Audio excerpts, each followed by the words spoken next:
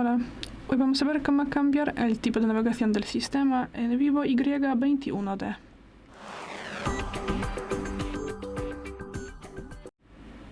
Para esto pasamos a los ajustes. Luego tendremos que bajar y abriremos la pestaña Gestión del sistema.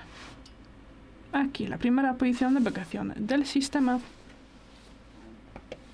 Y aquí podremos seleccionar entre dos tipos de navegación. Ahora usamos gestos y aquí tenemos sus ajustes. Podemos, por ejemplo, mostrar u ocultar la barra de guía, es esa. Aquí también se puede ver un tutorial que nos mostrará cómo usarlos. Y así activamos la navegación con botones virtuales y tras su activación también podremos cambiar su disposición y también estilo. Y ya, es todo. Gracias por el vídeo, danos un like y suscríbenos. Hasta luego.